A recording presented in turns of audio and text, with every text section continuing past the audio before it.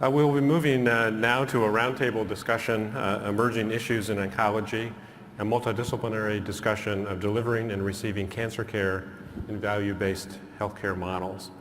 Our moderator for this discussion is Dr. Goodman. Dr. Goodman is an internationally recognized moderator and facilitator of expert panels, and he has made me promise not to say anything more about his bio. So at this point, I will hand it over to Dr. Goodman. Thank you very much, Bob. Thank you. All right. Guess I must be over here. Great. Oh, thanks. Hi, Travis. How you doing? Thank you, Bob. Glad to be here again. You heard just two great presentations that address what we're trying to do about getting more value out of cancer care. And I was kind of, my hands sort of worn out from writing down all the quotations I heard from Ron and Lee. We're going to dispense with introductions. I think don't we have a slide that shows everybody's name and title, which should be coming up yeah, so we don't have to re-recite that. We're going to jump right in. Michael Neuss. Michael, you're the CMO, Chief Medical Officer at Vanderbilt-Ingram.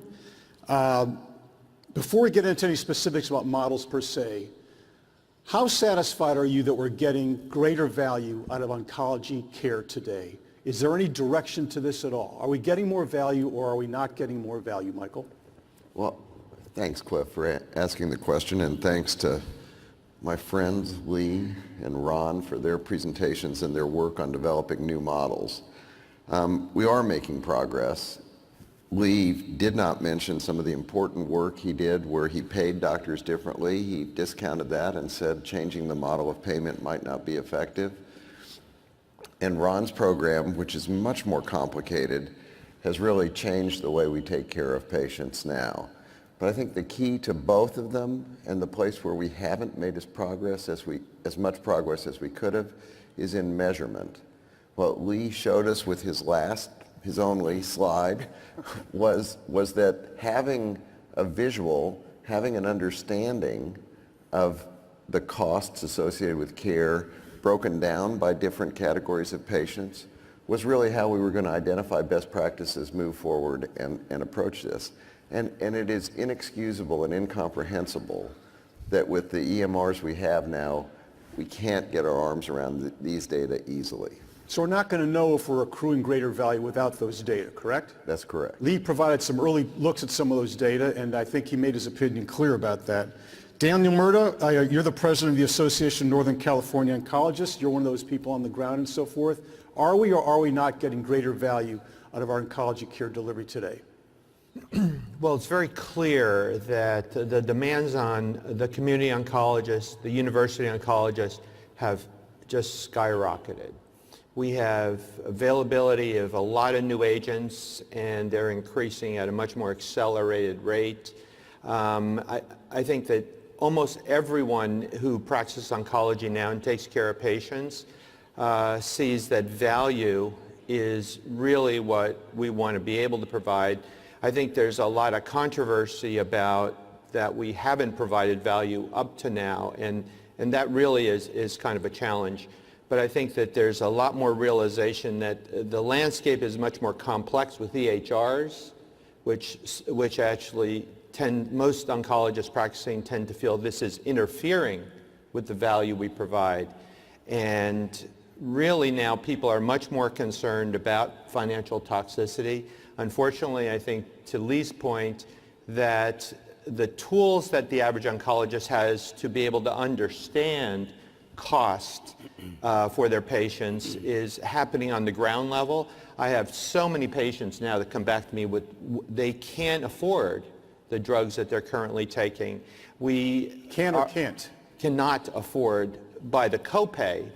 We're not even talking about the total cost. Even when their insurance covers it, their copay is insurmountable. So I think we're all becoming much more aware of helping our patients at the very basic level of financial, and then having all these drugs available at the right times, and we'll get into more of that granularity, but these are major issues that every oncologist, I think, even in universities, where they were somewhat immune in the past to this cost issue, now, I think it's ubiquitous among all oncology. And I can't tell you, members that come to us in the difficulties of co-payments and also the difficulties of dealing with the insurers has become somewhat more challenging in terms of peer-to-peer reviews, which I think is a common theme now, that we're oftentimes trying to justify what we want to do, and not all the boxes have been checked. Daniel, you talked about the patients a moment ago. Are patients seeking or receiving less care or less than optimal care because of financial toxicity in your direct experience? I think all of us in the audience who practice now are really saying, the patients are coming to me and saying, I cannot afford this therapy. What are my other choices? And when we try, and really at the ground level, all of us want to give patients the best option. And unfortunately, sometimes that best option is the most expensive option, and we have to look for second choices that are less expensive. And the example brought up of like Gleevec, which you would think would be a good second choice compared to more expensive second generation drugs, it's not always the case. Okay, so financial toxicity may in fact translate into or lead to lower access, suboptimal medical care, and perhaps suboptimal outcomes, to use these terms. We're very careful about suboptimal care because we talk about value. And the question we brought up in our early discussion this morning is how we're going to judge value is also going to be a very important point. Well taken. You mentioned the insurers. Let's go to the insurer here, Dr. Bhuvana Sagar. Bhuvana, Cigna is a pretty big healthcare payer, and you're about to get bigger with some very interesting vertical integration that's in the news a lot that might give you a little bit more leverage if this deal with the PBM goes through. From your standpoint as one of the major payers in the country, are you seeing greater value being derived from oncology care or less these days? Where are we headed now? I think to step back a little, fundamentally I think we've changed the way payers are interacting with providers. I think it's more collaborative. I think we're working towards a common goal of improving outcomes, quality of care. I think these are things that were not as much in the discussion in the past. I think we're talking with leaders about how do we actually go about doing this. That being said, I think overall we're driving value. I think we've had a few collaborations with a few major leaders in the provider space, and we think that we're moving in the right direction. Overall, it's a positive improvement in decreasing inpatient utilization and decreasing ER utilization, early palliative care use. So we've seen a lot of positive changes clinically, but we also recognize that it is an iterative process, like Lee talked about earlier. We need to look at how do we address the continuum of population. It's not just to be limited to large provider groups. I don't think the outcome, the improving outcome and improving quality needs to be spread across in general. So that's what we're looking at. How do we address smaller volumes which contribute to increasing cost? Because smaller volumes traditionally have increased volatility. So we are trying to address that dynamic as well. Bhuvana, are you able to track from the standpoint of being one of the country's largest payers, do you have the data with which to track improvements in value, whether it's better financial management, better access, improved outcomes? Do you have enough data to know what you're paying for? So we're actually working on that. We have a portal used where we're collecting the clinical data. And with the clinical data, we're trying to tie it to claims, and we're trying to analyze the information to get more and more with it. Like Lee talked about, the data registry is very helpful. OCM has a data registry. I don't think we had enough clinical detail in the past. And oncology is very complex, very heterogeneous. Not all breast cancer is breast cancer. We all know that. So you have to have that level of granularity to be able to get to that, what you're talking about, and we're still working on it at this point. Is it also true for you, as Dr. Newcomer said, that if a cancer drug is approved by the FDA and it is ordered or prescribed, you got nothing to say about it? Correct. Okay. We follow the FDA and the NCCN guidelines. We have not limited our options. I know several payers have done that. There are a lot of pathways, that are in place. we've tried to stick with the NCCN guidelines, category 1 and 2A and 2B, but, we are doing what we feel is right for our customers. But on the downside, we do want the providers to look at the value. How many weeks of survival are they getting and at what cost? Okay. We do want the providers to have that. Got it. Thanks very much, Dr. Sagar. Travis, Bray, just tell us ever so briefly what it is the Hereditary Colon Cancer Foundation, you founded it. What is it briefly, Travis? Our stick is trying to actually reduce the number of cancer survivors by increasing the amount of providership, being a spokesperson for prevention of cancer. Okay. From the standpoint of a patient rep in an advocacy group, are you seeing us derive greater value out of the cancer care system these days? Where are we headed from your standpoint? I like what Dr. Newcomer was talking about, general insolvency for patients with cancer. I mean, over the last, there was an article that just came out that said that 78% of cancer survivors deal with people being treated with cancer patients are being, report moderate to catastrophic financial burden. And that's continuing to go up. But in the last, in my research for this panel, in the last 8 years, all the payers' stock margin's gone from $25 a share to $225 a share. So there's a bunch of money going in one direction coming from someone else. And I think it's going to maintain that direction. One of the strongest lobbies in America is the pharmaceutical lobby, and that's driving this kind of style of care and changing the conversation to survivorship and pushing it away from credible ways to prevent cancer, which if there was 1.6 million people in 2016 that had cancer, 10% of that was genetic. Every one of the payers here, or actually CMS, requires that people with a genetic form of cancer or have a family history of cancer actually have cancer before undergoing genetic testing that could prevent cancer. I mean, these are issues here. 10% of cancer is preventable. So is the system aligned or not aligned to generate value from your standpoint as a patient and patient rep?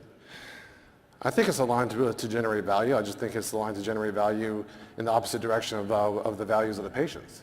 In the opposite direction? I think so. I mean, it's a for-profit business. It's a for-profit enterprise. We're looking at, we're discussing payment models to drive down, to increase cost effectiveness and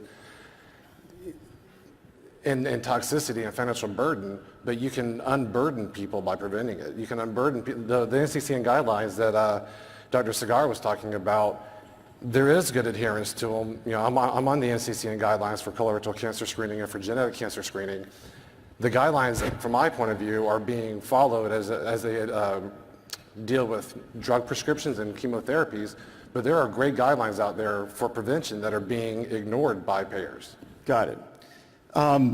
Travis, since you mentioned a certain lobbying entry, let me introduce you to the gentleman on your left. This is Randy Burkholder. You ought to get to know each other. What are you charging him for that water? The water's free. We're a patient advocacy organization. We don't charge for our services. So maybe it's a bundled payment. So Randy Burkholder is the Vice President of Policy and Research at PhRMA. Randy, great to have you here. And I know you sometimes bear various slings and arrows of outrageous fortune.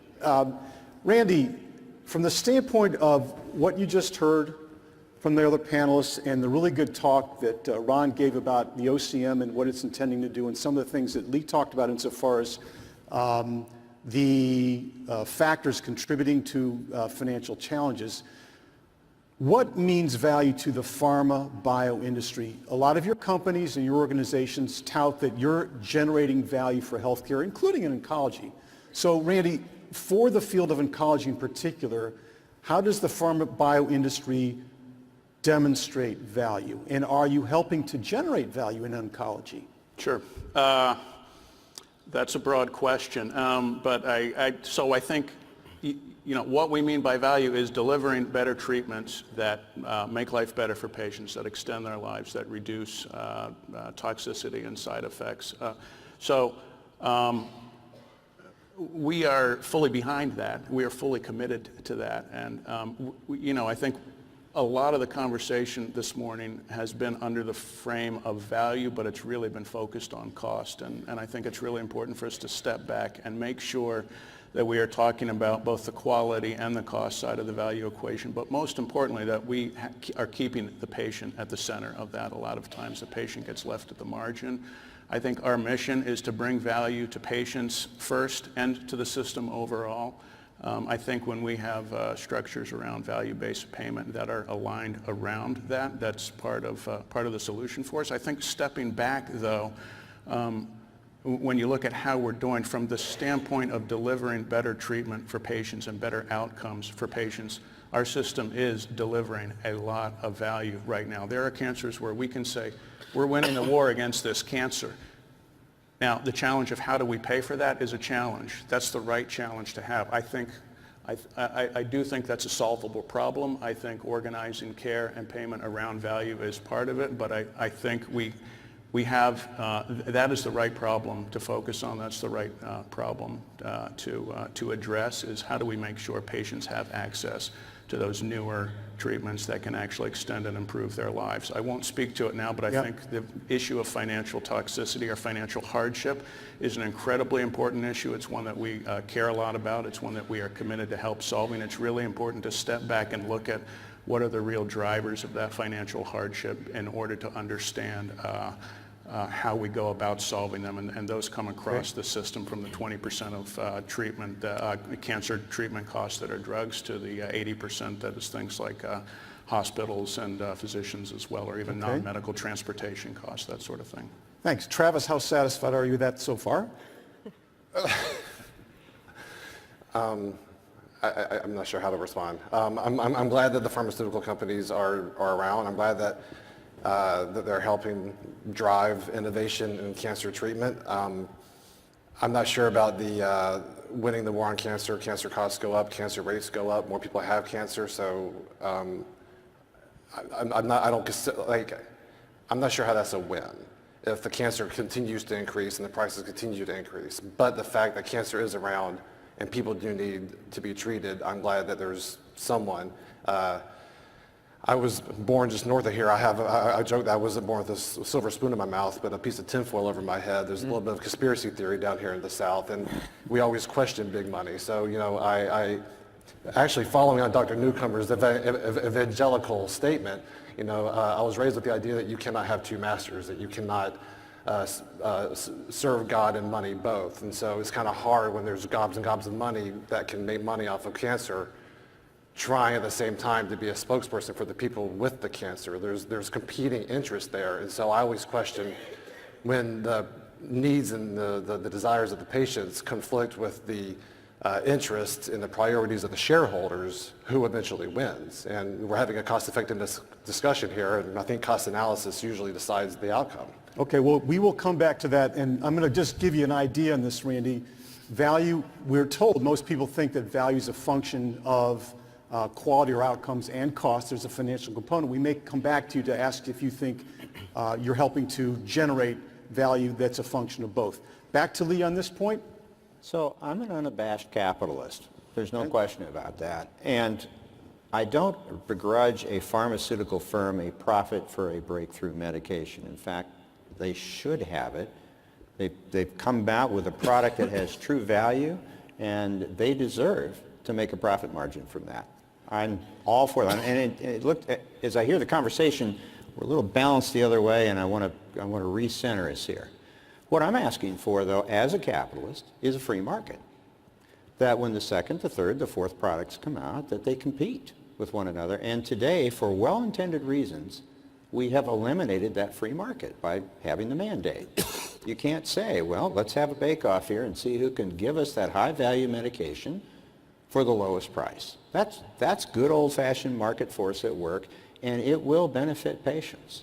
There's no question about that. So the capitalist, the second person from the right, is saying, really, give me the free market. I can deal with the free market.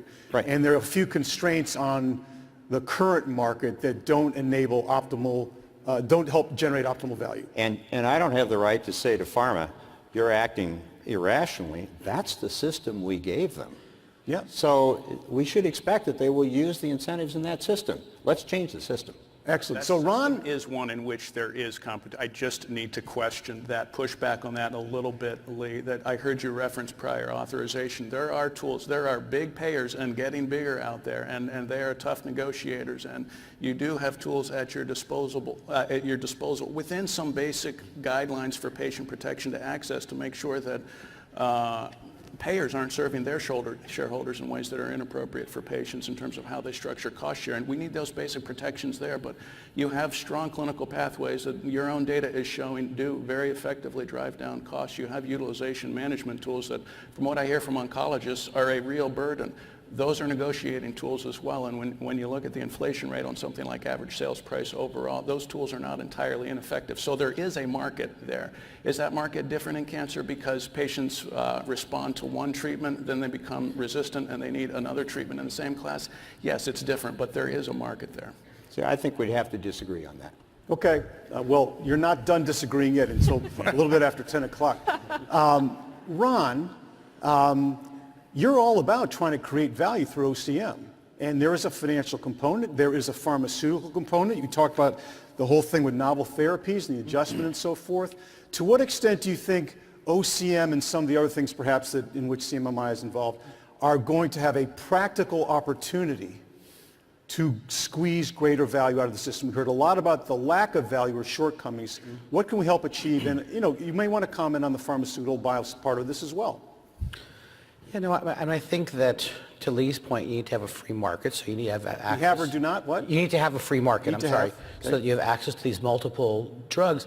But I think from the standpoint of OCM, physicians have to care that you have 4 drugs that are the same, that do the same things, or as Lee was pointing out with lung cancer, 6 or 7 different regimens that have a 4-fold difference in price with roughly equal effectiveness.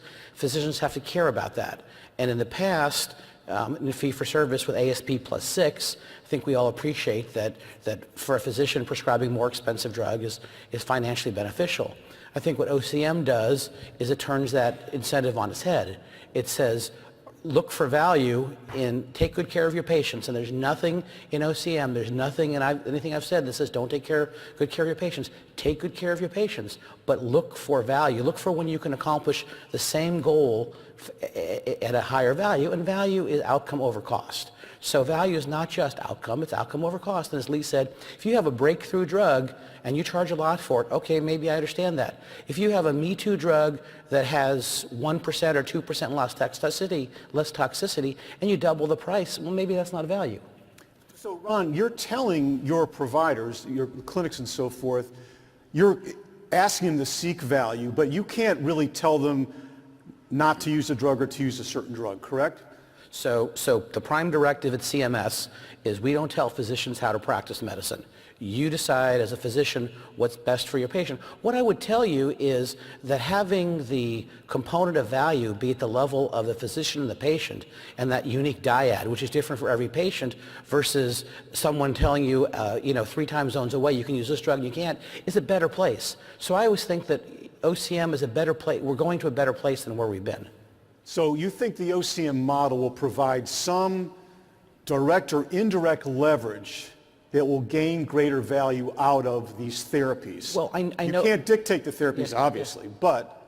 Well, I know that it has, at least anecdotally, so if you speak to OCM practices, what they will tell you is that we are now looking at our drug prices in terms of equal outcomes in things we can accomplish. We're looking at that. And what they also tell you is, you know what?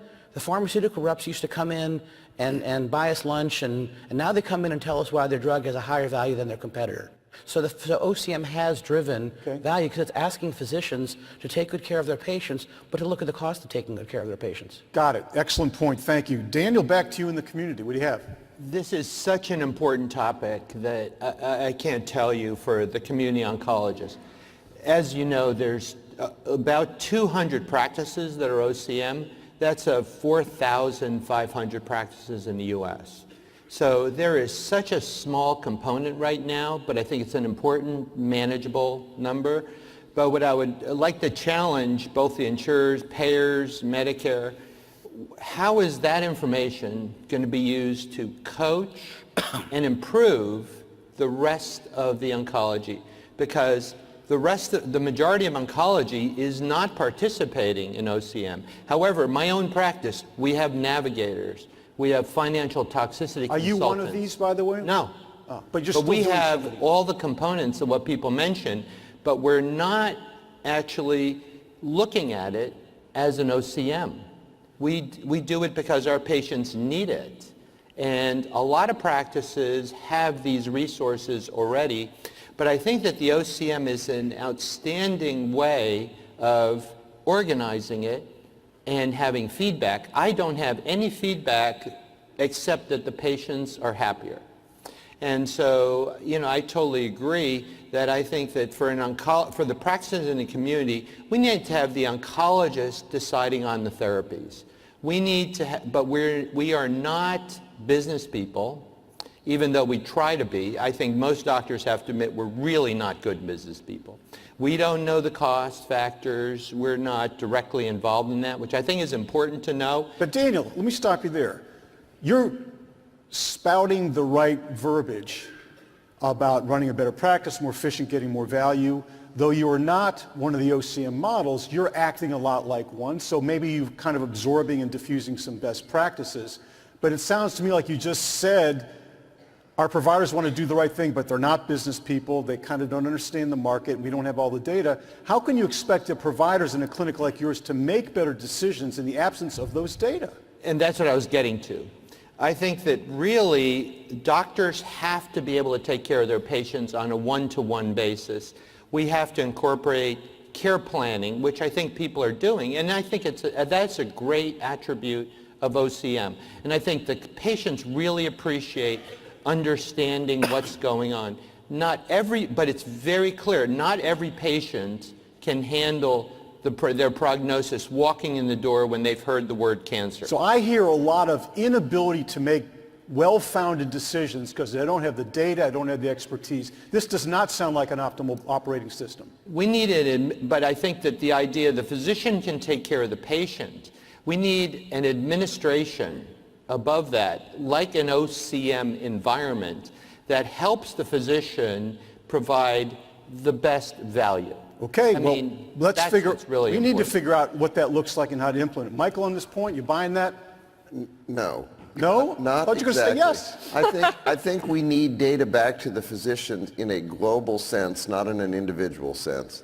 And whenever you tell a physician your behavior is different, you're not the best doctor, they immediately say, well, my patients are different. But when you actually look at their data and give them their data, they change their behavior. This really is all based on data.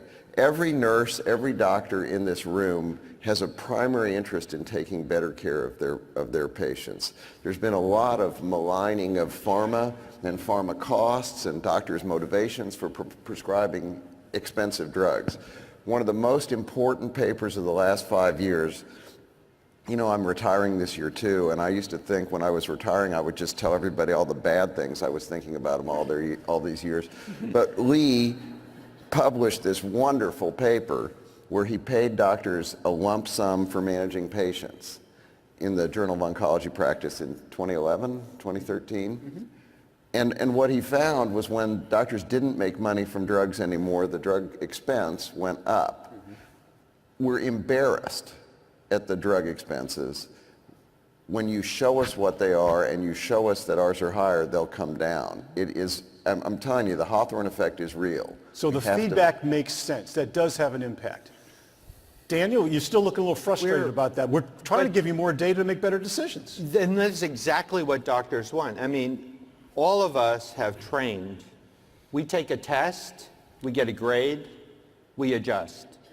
It ends up, we want data. There is no question. I would challenge anyone in this room to say that a physician doesn't want to know how he's doing. We got into medical school based on how well we did, and if you didn't get in. So I think it is very clear that data is valuable. I think it's very clear that physicians want to know how they're doing, and if they're outliers, I think behavior will change. And I think to all the points brought up here, we need more immediate data, but on the other hand, we also have to be able to take care of that patient and not have it driven completely by cost. Okay, point well taken. Back to you, Ron. Are we getting it or not? Yeah, I was just going to say that I think one of the I'm going to, my bias, I'm going to brag about OCM.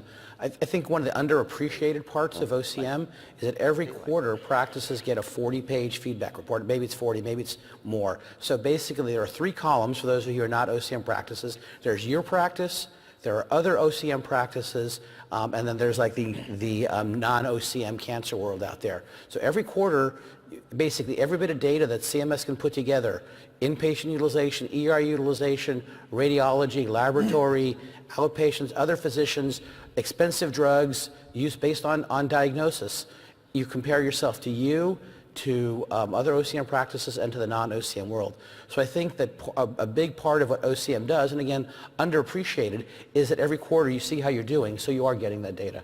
Okay, so this is OCM then offering a more widely applicable model across oncology then? If OCM works, we can diffuse it more broadly then? Well, I mean, I'm not going to say anything that's not known, right? If we either, those 3 parameters, increase quality at the same price, decrease price at the same quality, or in the best of both worlds, increase quality, decrease price, then the Secretary of HHS has the authority to scale us up to a national level. So that's why we're doing what we're doing, and time will tell us how well we do, and whoever the HHS secretary is at that time will make that decision. All right, let's assume for a moment that OCM is a raging success, and you get some kind of a prize for doing that and leading that and so forth. Lee, does a highly successful OCM model demonstration achieve the goal that you laid out, wherein we address financial toxicity directly? Will this get to your point of making better decisions, providing better data and feedback, and better choice making in pharmaceutical decision making? Do we get there with this model even when it works wonderfully? I think it raises awareness. There's no question about that, and that's a good thing. We struggled with this in the same data feedback, though. The feedback needs to be real time. So what we learn from lessons like OCM or the United experiment is, okay, we know certain things could be done better. Let's plug those into decision support in the EHR so that at the moment of truth, when the physician's making a decision, he or she's got the aid they need to say, oh, wait a minute, this is something you could do that is actually better care or more cost effective, or both usually. Okay. So that feedback, first you have to have the right data sources. You have to provide in a timely fashion to the decision maker as they're making their supportive care decisions, to support real-time decision making, as it were. Yeah, you just made me nervous with that word, right data sources. Okay. I don't know that I care. If someone's Wait, you don't know that you care? No, I don't. If they're looking at the data within their own organization and they can find opportunities, go for it. Don't wait for the right data to come out. See, professionals can figure out what needs to happen when they see the actual experience in data.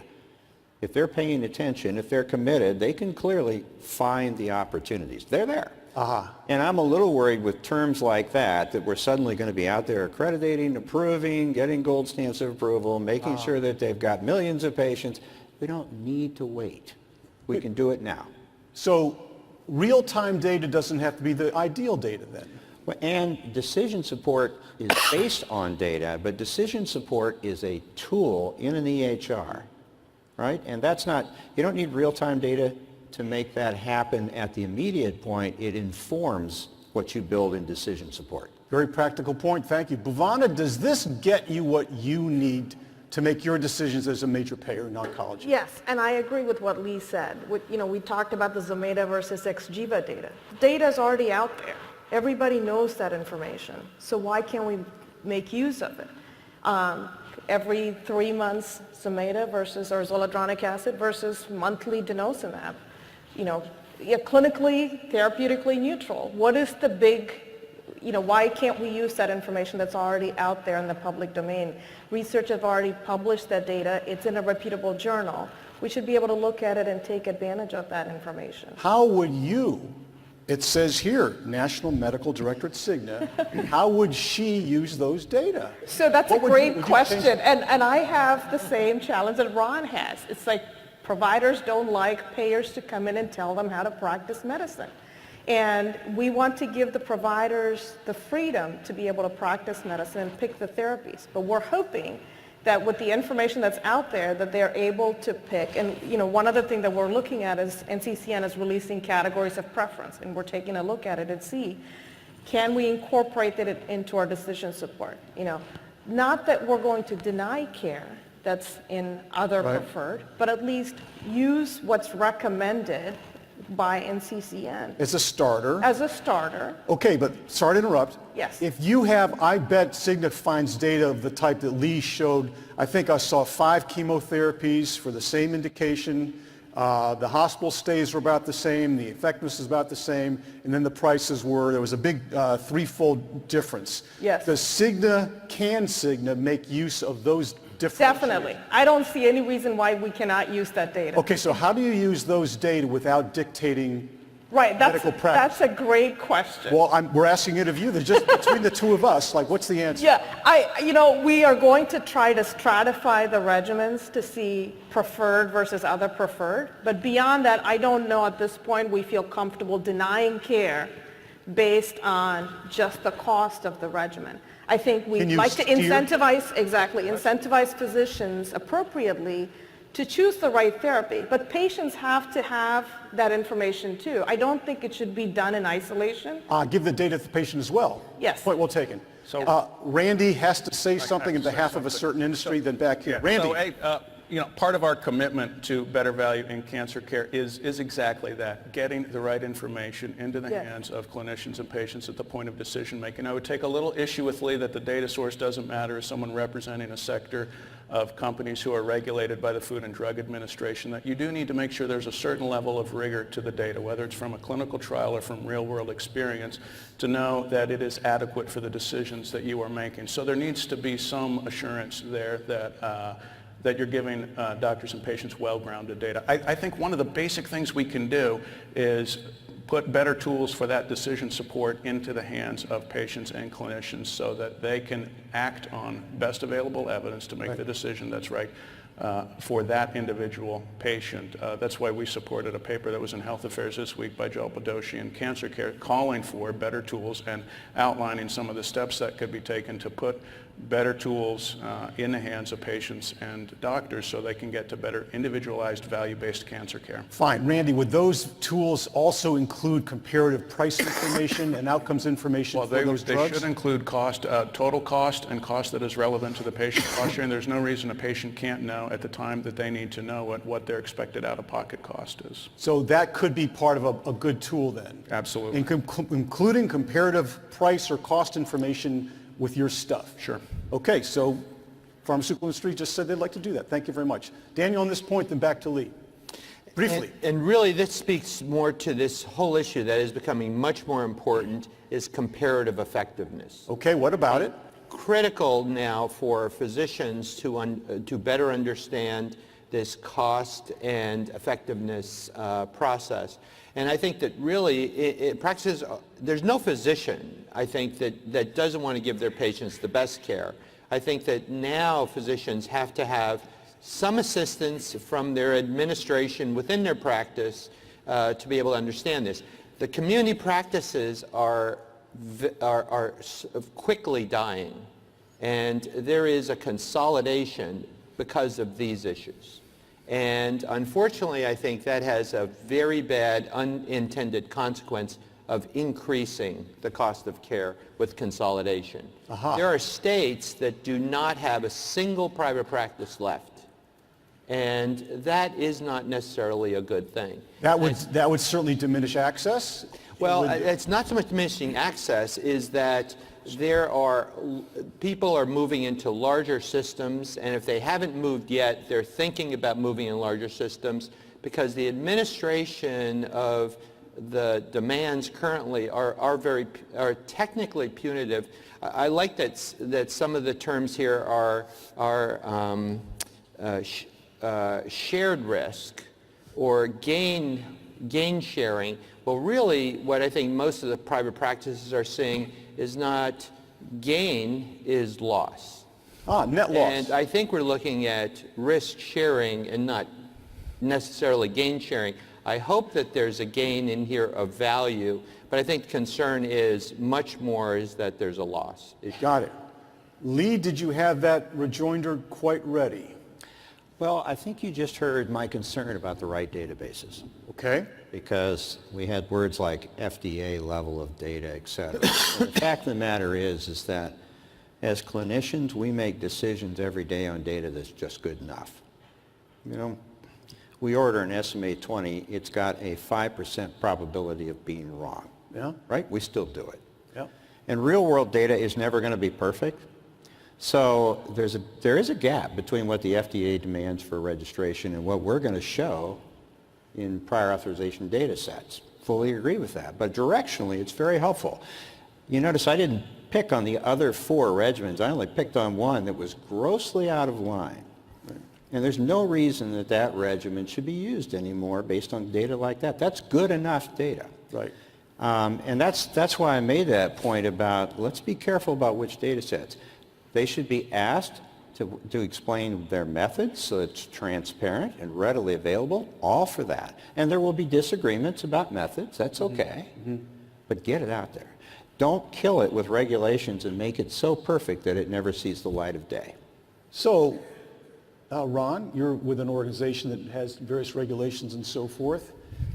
Does this kind of directional thinking align with the goals of OCM? In other words, providing feedback from personal provider data as well as across providers, providing information about drug use, about drug effectiveness, about comparative drug prices, and just taking Lee's point to heart just for a moment, not necessarily being the perfect data, but making it timely data, would that align with the OCM? Yes, it does. And I think what I would say, and I say this as an oncologist, is that, you know, I've lived through managed care. I'm too young for usual and customary, but I've lived through managed care.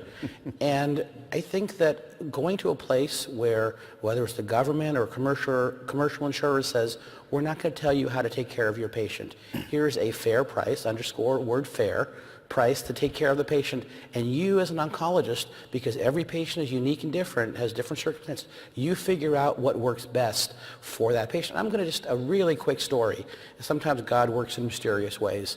I was the head of pediatric transplant at the University of Louisville many years ago, and we had a young lady with recurrent ALL who came to us from Mexico. And mom and dad, I don't know how they wound up in Louisville, but mom and dad were paying for the transplant for this young lady out of their own pockets. Every physician who took care of that patient was sensitive to the fact that mom and dad were paying for this. So we found every way possible to cut the cost of her care while still providing her quality care. Maybe we didn't need a set of electrolytes every day. Maybe we held off on TPN a little longer, whatever. And I take that life lesson, if you will, that says we can apply that to our daily care. If we're sensitive, if we're driven, you know, if we have a bundled payment and we're sensitive to patient costs, we can take those lessons and provide good care to every patient and do it as is appropriate for that particular patient. Ron, that's a great anecdote about some benevolent providers. How do you operationalize that nationally? Is OCM set up to help us get there? Well, you align financial incentives, and I always apologize. Sorry to the MBAs. I always apologize when I sound like an MBA. But, I mean, one of the ways that you bring value into the system is you take a physician's practice and you say, look, if you can provide high-value care, we're going to give you a performance bonus. That's the way the rest of the economy works. Again, the importance is you take good care of your patients. Nothing in what I'm saying suggests you should not do that. And you know, we have monitoring programs to look for physicians who aren't taking good care of their patients, because there's always 1 in 1,000 out there. But you have to align financial incentives to say, yes, if you can achieve high value, we're going to share some of that with you. Unless high value is better patient care at more cost. CMMI won't let you do that. Well, so, I mean, we're not... Well, hold on, Randy, say it a little louder so everyone can hear what you said. CMMI construct won't let you define value as we're delivering better patient care at a little more cost. So as I said, from one year to the next, the trend factor for OCM practices went up by 12%. So the cost of medical care in the U.S. in 2017 went up by 4%. The cost of pharmaceutical care went up by 8%, and the trend factor for cancer care was 12%. So CMMI does take what's going on in the outside world and bring that into OCM, and it does have a novel therapy adjustment. So we are bringing it in. All we're doing is asking people to think a little bit of, do you really need to use this? Do you really need to use the Avastin for that lung cancer patient, or can you achieve the same goal for 1/3 the price? Okay, well, you did bring some good stats right there at a timely point. Thank you for that response. Michael, are you buying this now? You're the quality measurement guy. Do we have the tools we need to achieve this? Thank you for that. No. No? And the problem is any measurement of the clinical factors on a patient takes extra time, whether it's a pre-authorization request or putting the ALK status in some place it can be discovered. Doctors have to measure the important data at the time they're providing care as part of providing care. The only way we can do the OCM is because we have an army of tumor registrars who go back and get the data out to report. We have to incorporate measurement into our EMRs and into care at the time we're delivering care. It is preposterous that we haven't integrated these fields into our EMRs after they're known for 5 or 10 years. Michael, why is this preposterous? Good gosh, we've been talking about EMRs for a decade now and interoperability. Why the heck is it still preposterous? Because no EMR vendor has been able to put these fields in there purely because they don't want to, because they don't think we all agree on what the fields are, I think. Flatiron may be doing better, or that may be hype. I don't know. But certainly Epic, the emperor's new clothes, has not been able to put COPI measures, joint ASCO NCCN measures, or any into their base system. Got it. At the top of the hour, if you have a concise, really good question for these people, even if it challenges them, we'll have a time to take a couple of questions starting not before the top of the hour. And somebody's already gotten first in line. That's very ambitious. Can I just add one point? Bhuvana, please do. I think we've focused a lot on this discussion on drug prices, and I think it needs to go beyond that. I think we also need to talk about early palliative care. I think we need to see appropriateness of care. Does this patient really benefit from this chemotherapy or not? I don't think it's just about choice of therapy. It's also, do they benefit from the therapy? Should they be given the therapy? Are we talking to that patient about what to expect from the therapy? What are the side effects? You know, a true discussion and having a shared decision-making is critical to this whole value-based care. Bhuvana, are you confident, though, data streams are going to flow with those data to the right person at the right time to support those decisions? I think we need to make it work. Yeah.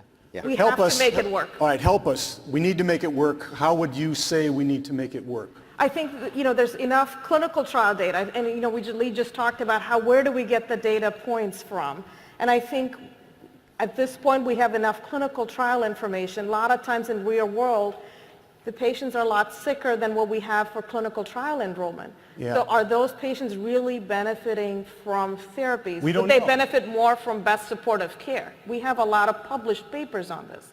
So go ahead, Lee. Okay, briefly on that point, Lee, go ahead. Well, the big successes, both in OCM and in our program, was hospitalizations. And all that was about was access. That when I called at 4 o'clock, I actually got to talk to somebody. That's, as those practices set up systems that improve their access, they substantially reduce costs. And the problem is that we didn't get paid for it. So they need incentive systems to help that happen. On top of it. We could make huge strides in just toxicity management alone, from the cancer or the therapy, doesn't matter. That's what lands a cancer patient in the hospital 85% of the time. So if they can get in that day, get that problem relieved, they don't go to the ER at night and get admitted. And the majority of the ones that end up in the ER end up getting hospitalized, and that's something we've noticed as well, the decrease in hospitalization, and a lot of the... Does make a difference. Yes. It will. That doesn't take data. Well, if that just takes a new system and access, people know what to do, but they have to hear about it from their patient. All right, in your opinion, can these people in attendance make that happen? Absolutely. Absolutely. So it's not beyond, it's quite feasible then, is it not? Mm-hmm. Okay, so Travis, I'm going to ask Randy a question. I'm going to ask you to respond. So Randy, and I know you can give a short answer to this question. Value, we've heard, is a function of outcomes and cost. What can you tell us, or can you tell us that the cost of your stuff, your products, chemotherapies, immunotherapies, and so forth, is commensurate with the outcomes? Or I'll put it a different way. Are improvements in outcomes commensurate with the prices that we are paying for your stuff? Absolutely. Tell us how you look at the gains we've been, because the data are there, and look, I know a lot of the discussion has been around drug costs, and on one level that's appropriate because that's where a lot of the change is, that's where a lot of the innovation is, but that's also where a lot of the value is. If you look at the gains we've made in death rates for cancer over the last 20 years, that's a factor of three things as much as anything: prevention and public health initiatives, better diagnosis, and better treatment. So in terms of the gains we are making in terms of total death rates, when you look at the survival gains we've made against some of the major cancers of 20 to 60%, new medicines are an incredibly important part of that when you look at and you know, recognizing there's a lot of unmet need, as Ron was saying, and I wouldn't presume to speak for the patient, but speaking for You're companies. vouching for we're getting value for money. We're getting value. When you look at things like some of the gene therapies and immuno-oncologies coming online, we're going to see a lot more gains and a lot more value. I think we need to be looking at the whole system to this point, or else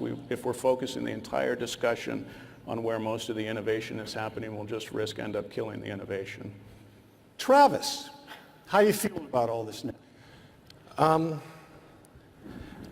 I like the idea that wisdom lies in admitting what you do not know. I spent my last 6 years working at prevention, very small area of cancer. I think until the oncology care, these care models, the payer models that we're talking about, until patient advocacy organizations have a place at the table. Nearly every organ that has a cancer has an organization working for it. So in colorectal cancer, you know, my go-to. I'm going to interrupt you. Are you getting value for money, Travis? Am I getting value from money? Yeah. Are your people getting value for money? You know, stage 4 colon cancer has seen an increased survivability of 6 months in the last 30 years, and the prices have skyrocketed since. You know, I don't know if I'm the best person to answer because I'm a little bit jaded towards the pharmaceutical industry, but I think there's a body of people out there that are fighting on behalf of patients in the patient advocacy field that need to have a place at the table while these models are being constructed, to provide their input, the direction, and the priorities. And I think once you do that, you'll actually understand what the patient perspective is. Thank you for that. We're now going to go to Q&A. The very first gentleman here was microphone A. So your name and a concise, brilliant question, sir. My name is Mahendra Shah, and I practice in Hammond, Indiana. And I want to give you an example. 30 tablets of omeprazole can cost from $2 to over $40. A bone marrow, if I do it, I get reimbursed $72, while an interventional radiologist doing a bone marrow can get about $1,000.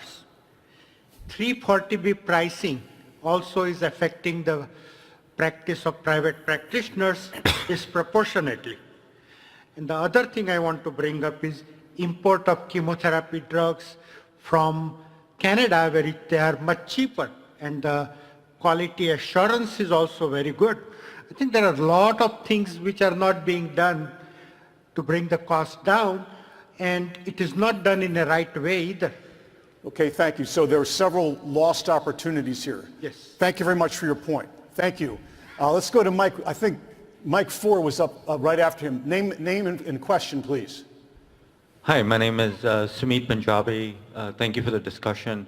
I did want to make a couple of points. One is obviously the focus on balance. So for Lee, you talked about healthcare being almost 20% of our GDP, and drug costs being somewhere between 13 to 18% of that share. So I think balance on discussion and where cost savings can occur in the system is extremely important. And some data I presented at NCCN at this Congress, which actually received an award, was that there's in multiple myeloma patients, skeletal events are significant cost driver, even with, so this is before the approval of denosumab, almost matched patients who experience a skeletal event incur twice the cost, almost 190,000 versus 90,000 per year. And so your point is what then, based on those The data? point is that there's an unmet need with respect to treatment of skeletal events, yet and current therapies don't necessarily address that need. So I just want us to think about all the data that's out there, because when we talk about policy discussions that have significant ramifications on populations, we don't necessarily take into account all the data that demand being examined. Thank you very much. So point about data, maybe total cost of care. Lee, brief answer? So the paper I referenced was metastatic breast cancer. But I think the illustration about another cancer where that same drug has better value, no question, that's where all of us as professionals are still going to have to be discreet. I mean, we can't use a blanket policy to cover every single format. So that just says to me you're doing your job, that you understand that in one cancer, a pharmaceutical has an entirely different effectiveness than it does in another. That's fine. Use it. Just one other point. The reason I spent some more time on drugs here is that the stats that were quoted by that gentleman are absolutely correct, but in oncology, drugs are closer to 45 to 50% of the total cost. That is not true for all medical care. 45 to 50%? Yeah. The number you heard there was all medical care. Okay, point well taken. Is that your population or total? Because I've seen for the nation 20 to 25%. But regardless, it's more because they play an outsized role in actually prolonging life. Points well taken, thank you. Comes to those data sets, Randy, it's which data set you look at. Okay. We'll have to extend this session till noon, I can see. Microphone 3, please, briefly. Anupama Atchison, Province Cancer Center in Portland, Oregon. So to keep it simplistically, the customer is the patient, the seller is the pharmaceutical industry, the buyer is the medical oncologist or hospital, and then the payer is insurance or government. In all of this very simple system, is the American public and culture ready to address this issue? We are a society of individualism, and we want the best. But we can't have this conversation unless our culture of addressing this issue is addressed. Thank you. Are we ready? Ron Kline, do you have a response to that the only splendid thing I would question? add there is, and I always tell folks, if the American medical system was lean and mean and in perfect physical shape, we'd have a really tough spot because there'd be no place to gain efficiencies. And the American medical system is inefficient. The estimate from the Institute of Medicine is that 30% of healthcare dollars are wasted. So before we ever get to cutting muscle and bone, we have a lot of fat that we can cut. So before we ever talk about people with cancer not getting appropriate treatment, there are a lot of efficiencies we can gain. And I'll just give you one really quick stat. I looked this up yesterday.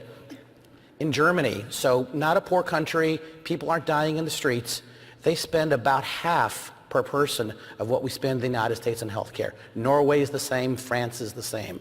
So before we start saying the sky is falling, we can look at some of these other countries and say, why can they provide the same level of care for half the price, or a little more than half the price? There you go, thank you. Microphone 1, name, Sam.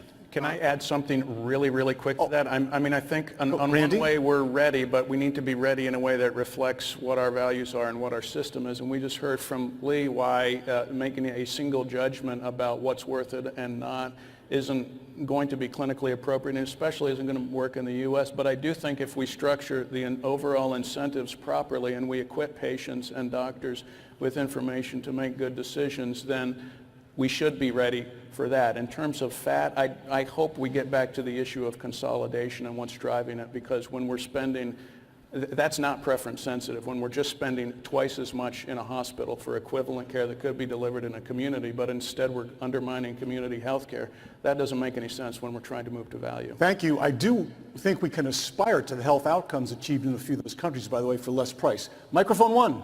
Sam Silver, University of Michigan. It may be the clunkiness of my practice at the University of Michigan, but there are two types of financial toxicity. There's the financial toxicity to the system and the financial toxicity to the patient, and they're both very important, and they aren't always kind of in sync. And one of the issues kind of, sitting with the patient in the exam room in front of Epic is when a patient has their Blue Cross Blue Shield card, that represents maybe one of 200 different contracts with multiple different copays and deductibles. And I don't know, and the patient doesn't know, and I don't think my system knows, until the patient actually goes to the pharmacy and tries it out, and all of a sudden, finds out what their copay is. So at point of service, to try to estimate, what out-of-pocket things are that Ron wants for oncology care model, it becomes very difficult when you don't know the contract behind the, a single card, even though this is private pay. It's hard to tell the patient until they come back and they say, do you have any idea what they're asking me? So this is something that would be good to know. It's just difficult to know. So yet another type of data that you would think would be material to a decision that we don't have on a timely basis. Thank you. Microphone 2, briefly. Briefly, Dr. Kline, you cited Germany and you cited the lower healthcare costs in Germany. And the reason that is the case is because we have failure of leadership, political leadership in this country, and CMS is the #1 responsible party for that. By law, and correct me if I'm mistaken, by law, your organization cannot negotiate drug prices with pharmaceutical companies. Is that the case or not? Yeah. I think that's the law that Congress made. So we are having this major discussion. I mean, your organization wants to shift the onus to physicians and patients. You are going to drive us out of this profession. And patients who subsidize your organization by tax dollars, you turn around and you're telling us, well, think about which drug to use and which drug not to use. And it's the American taxpayer who subsidizes your institution and pays your salary. And then you turn around and you want to rip the American taxpayer, the average patient who's subsidizing your organization. So why can't you get your act together and be a capitalist and negotiate drug prices with the pharmaceutical companies? Ron? Governments don't negotiate. Governments do not negotiate. Governments dictate. Ron, you're not the man on this. Like Ron said, it's not his law. I'm not in Congress, I'm not in Senate. You have to remember that when you go vote. For us. Yeah, And by the way, the CBO said that the market is going to do it better. There won't be savings from negotiation. Right. So at break, let's talk. Thank you very much for your comment. He is not the Speaker of the House, so he can't help him. He might go, but you have the right to vote. All right. And ask your congressman. All right, briefly, Travis. Briefly. And if I can add to what this gentleman was saying, whenever the Medicare modernization, whatever the act was in 2003 came through, the person at the helm of the Energy Commission Committee was Billy Townsend, who left and became the CEO of PhRMA. So when you're talking about this political aspect of it, it doesn't stop at CMS, and it doesn't stop at the legislators. It stops at the people putting the money in the legislators to decide the rules, such as denial of genetic testing as well. Thank you for your point. Microphone 4, please, briefly. My name is Melissa Reimers. I'm one of the medical oncology fellows at the University of Michigan. Thanks very much for this stimulating discussion. My question is twofold. Broadly speaking, the question in our country is healthcare a right or a privilege? Should it be something that is available to everyone? And secondly, should it even be something that is driven by our capitalist society? Is it something that is so fundamental to our society that we decide it should be entirely freed from the constraints of capitalism? So who can answer that in 6.2 seconds? Lee Newcomer's hand came up. We'll go to him briefly. Lee? I think you're getting a couple of things mixed up. When I was a chair of a nonprofit 1,000 physician group called Park Nicollet, we took our leadership team over to Sweden. And in Sweden, each district gets a budget to care for their patients. We're making rounds. And we come across a metastatic colon cancer patient, and through the discussion, it becomes apparent he did not have screening colonoscopy because Sweden doesn't cover it. It's a free system, but they don't do screening colonoscopy. Why? Because they found they saved a lot more lives and did more good by tacking down carpets in apartments so that people didn't fracture their hips. They made a policy decision in a nonprofit world. And sometimes when you have limited resources, trade-offs have to be made. We aren't willing to have that discussion yet. Okay. Thank you, Lee. Point well taken. It's not just really, about the... Randy, got to hold off. Randy? To that point, I think that one of the fundamental... It's a bigger question than we can answer here, and I won't try to answer, but one of the fundamental trade-offs is Do we want to equip patients and do we want to equip doctors to make clinically nuanced decisions? Or do we feel like we are in a position where we need to cede that to a government agency, and that government agency will be taking that choice away and deciding which of the 6 treatments Randy, you need to talk to the guy in row 4. everybody gets. So that's a trade-off, but we need to recognize that that is actually the Thank you, trade-off. Mr. Burkholder. Microphone, which one of you was here first? Tell me the truth, 3 or 1? 1. So, last question from the floor. It must be brief, sir. Last question from the floor. Kumar Ethirajan from Kansas City. Thank you, Lee, for name-dropping Kansas. Brief. My apologies. And the Kansas practice. Yep. So I was one of the managing partners of that practice, a 35-member doctor group which sold to the hospital. The single biggest reason that group consolidated with the hospital was the lack of payment for professional services. There is no CPT code for compassion or professional services. This is a payment-centric system. So when you say you're a capitalist, I'm a capitalist, I agree, but capitalism failed in this setting because the same capitalist did not pay for professional services, paid for everything else. The question to you panel is, when do we pay for professional services, not for ancillary services? And by the way, I would support Travis. I don't know why we're badgering Travis. Thank you for your There's no question. drugs. We are not in this Daniel, business. professional services. I would completely agree. It turns out that a lot of what oncologists do, and hopefully is part now of this OCM and trying to acknowledge it, but I will challenge this OCM to be able to provide coaching to the 4,000 plus other practices out there who are all doing some component of OCMs, and yet they may not be perfect. We need to expand and get coverage and or some form of reimbursement for the work that's being done to not treat people when they shouldn't receive therapy. Thank you. Point well taken. Here's what we're going to do. I know we couldn't get to all the questions, but these panelists are here. This is point A. Point B is the door. Get between point A and point B and address those questions to them. Quick wrap up. Michael, since you started us off, we're going to start with you. In less than one sentence, if we are to pursue value-based oncology care, name one barrier, one hurdle that can be overcome to achieve thereto. Michael, one sentence. We need to incorporate integrated measurement in our care and make the results of that measurement transparent. Integrated care and measurement, perfect. Thank you. Daniel? I would like that whatever aspect of the practice is missing, to have the OCM model use it as coaching for those practices to improve to that level. Another great practical way to get at it. What would it be, Ron? Thanks. Better information systems in all, and whether it be clinical decision support, whether it be the formularies that Sam Silver talked about, whether it be quality measurement, all of those things, we need better IT systems. Excellent. And may OCM thrive, sir. Randy, one sentence. Better data transparency on the cost and clinical outcomes that matter to patients across the continuum of care that the patient experiences, from the tests and treatments that they'll receive to the hospital and the 340B transparency to provider systems. Excellent and clearly stated, sir. I thank you. Travis. A place at the table for patient advocacy organizations to provide their input. The National Health Council put out a patient-centered value model rubric. There's a model out there that has a patient voice. And I think We can do it. And that'll help achieve value, you're saying? It go a long way to at least letting our voice being heard and less having input into what the model looks like. Thank you, Travis. Bhuvana. Comprehensive approach right from diagnosis to end of life, and utilizing information and shared decision making. Excellent. Door to door. Thank you very much. Lee Newcomer. Let the record show that Randy and I agree. Transparent data. That's an accomplishment right there. Yes. I want data that's available to doctors and patients about how these regimens really work. Excellent.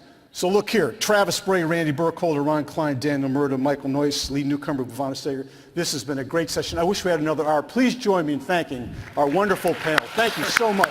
Thank you for your questions as well. Thank you very much.